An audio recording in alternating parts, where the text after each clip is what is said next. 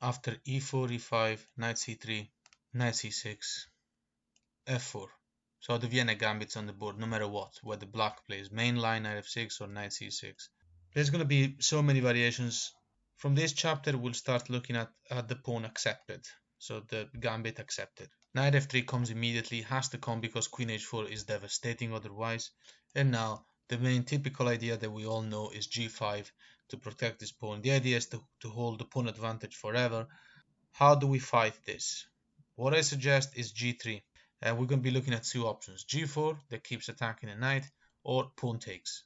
So pawn takes, which keeps the pawn advantage for black. Now black is up to pawn, is met by pawn takes, and it looks like white kingside is terrible, but actually this is just fine. This pawn is doing an excellent job controlling f4 and h4.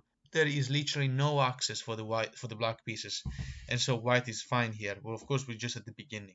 The three moves we will analyze are the three developing moves. Bishop d6 immediately to target this pawn. Bishop h6 defending the pawn further because black cannot defend it with h. I mean, he can, but it's very weak. Later on, the pawn g5 will become a target of the knight. Besides, black will have to start developing pieces. And also bishop e7. So let's start with bishop d6, coming for this pawn in g3. This is met by immediately e5. Then after d4 and bishop and the knight will be attacking g5, white is just much better, so it looks like a free pawn. But after knight takes, white plays d4, and now the knight will get out. White's development is excellent. So what happens after this? Let's say black can play knight f3 or knight g4. After knight to g4, white continues with bishop g5, attacking the queen. And now, for instance, if black defends with bishop e7, after queen d2, white position is evaluated like very well, about over +2, because white is easily developable. Even though with Dani material, white will be able to castle either way, so swapping everything is not convenient for black. And if instead black plays pawn to f6 to attack the bishop, then the next move is knight to e5. The pawn is not allowed to take the knight, and there's going to be double attack on the knight in g4. Again, the position of the white player is much more comfortable. So let's say, for instance, pawn takes bishop, removing the bishop pair from us. White takes the knight in g4, and white is down a pawn, but the material, the engine evaluation is almost +5. So that says a lot about how many attacking chances white has right now. Black can't develop the bishop, the light square bishop. Knight f6, drops the pawn in g5. What happens after queen f6, for instance, putting more attack over the e5 knight and try to simplify the game. This is met by the very weak situation, queen h5 move. Now king d8 is a suicide, but king f8 is met by knight e4. Evaluation now is about almost +10. So you have fun continuing this. So in this position, after knight to g4 and bishop takes, what happens if bishop takes in g3 first? The king goes to d2. And again, white is winning. That's fun. Now the queen is still under attack. So after f6, white continues with rook to g1, and white is much better here. So from the initial position, let's go on. We've got to try to do as many lines as possible and discuss the ideas. So we are talking about the Vienna Gambit with knight c6 and the gambit accepted. Knight f3 to prevent queen h4 and develop. And after g5, g3 is the move I recommend to play. We're looking right now at pawn takes, pawn takes. Later we're going to look at g4. And now after bishop to d6, attacking the pawn in g3, e5, knight takes, d4. What happens if knight takes knight with a check? Queen takes back, obviously. And now black can't really develop this bishop from anywhere. b7 is not possible due to the pin. So after c6, the idea of going bishop c7, play maybe d5 and play a normal developing game. White continues with bishop e2.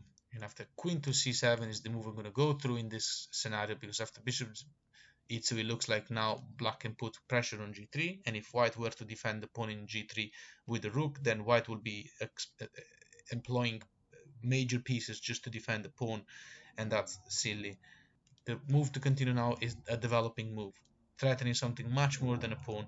Therefore, black will have to do something about that. Now, what can black do? Well, nothing, because the development of the white player, this is why I love the Vienna Gambit. The development is so unbelievable that you can afford to give away so much material. After f6, preventing the disaster, white just takes in g5. So many tactics are going to appear when you play the Vienna Gambit because of development. And after best move, which is bishop to e7, white continues the queen h5 check. And after king to d8, and bishop to a4 attacking the queen. Black's best move is queen to b6, attacking the pawn in b2. And after rook to d1, rook 8 to d1, we can afford to give away also that pawn. So for example, queen to b2, and now rook to d3. Look how incredible the development is. White keeps giving away stuff, but it's going to win the game easily. Rook to d3 defends the knight. And now there's like a million threats, like rook to b1 even, with attacks coming from the knight moving away. The bishop will be protecting squares c7. It's just a fantastic position. Let's go on a few moves in this game that I happen to play myself.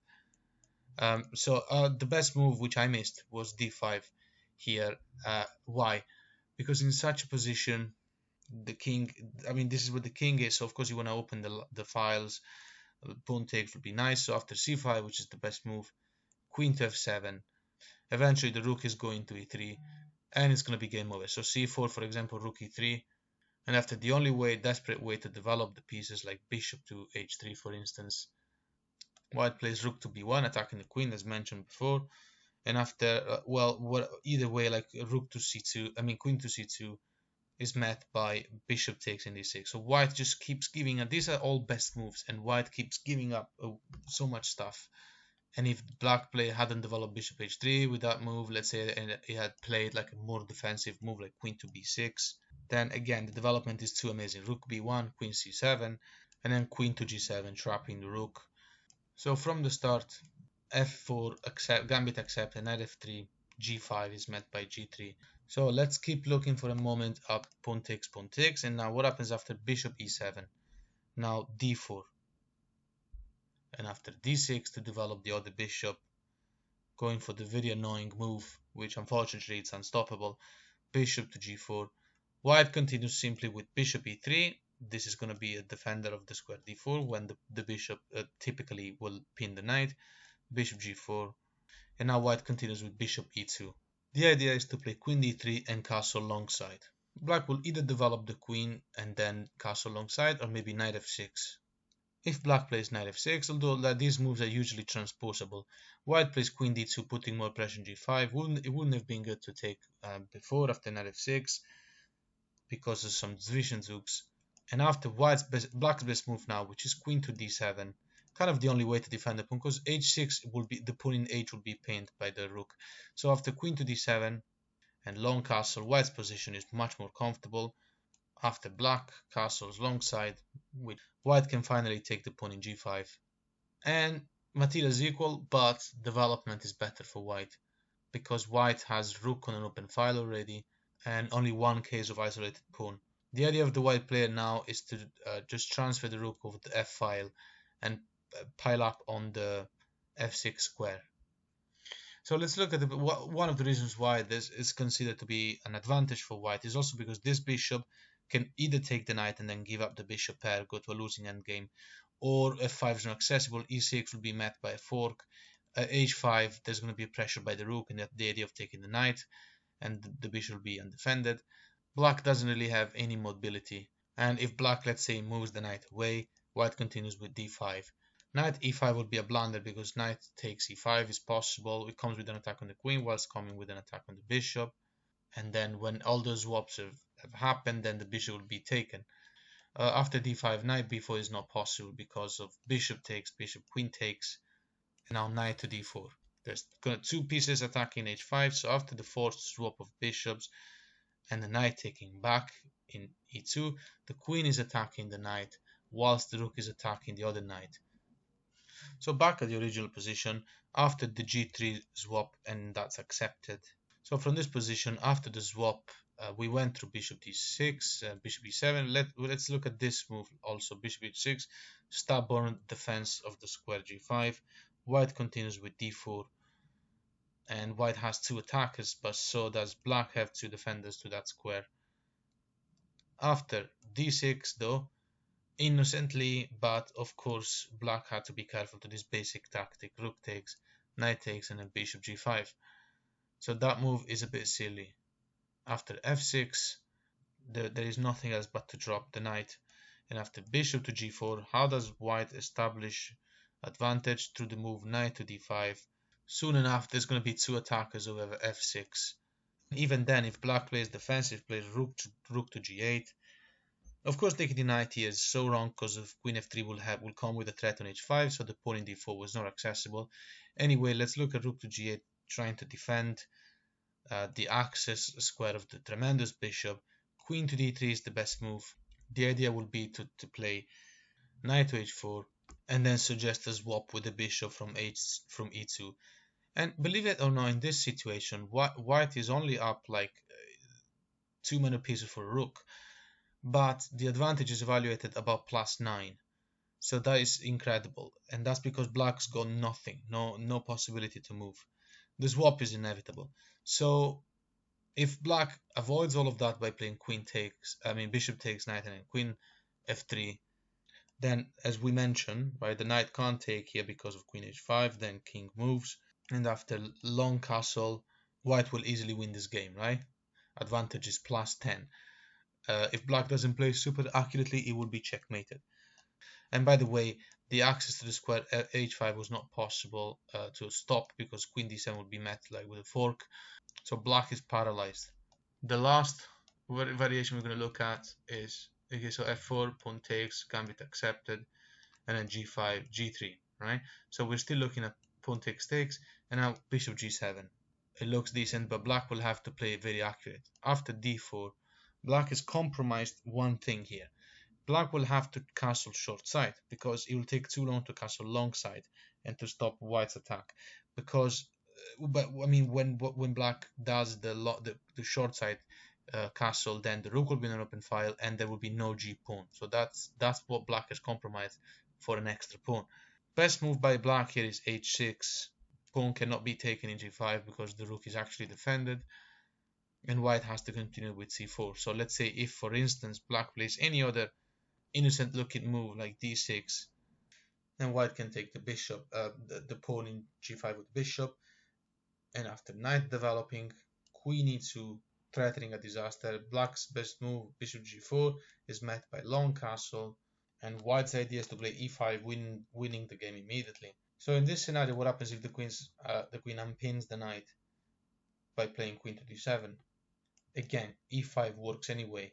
There's a threat of discover check, an attack on the knight, and take just doesn't help. And even if black tries bishop takes knight, so that after queen takes back, which is the best move, knight e5 comes with an attack on the queen, then best move is queen to b7, which keeps the attack on the queen by the rook and also attack the rook. So after the only move that seems possible, queen c8, also because queen c6 will be pinned by the bishop. So after queen c8, white continues with queen b5 check with an attack on the knight. So this is a fork. So if the king moves, you can take the knight. If the knight moves back, bishop takes, then bishop has to take back because the knight is pinned. And now bishop h3 finishes the masterpiece. And one more thing I wanted to mention is that in this position where we're threatening e5, which is basically winning everything, h6 here doesn't work because we obviously all know that in such games where the g pawn, or for example the b pawn is gone, you can keep pinning a piece forever because the g pawn or the side pawn will never come to harass your bishop, so you can just keep the pin like this, and e5 is coming later.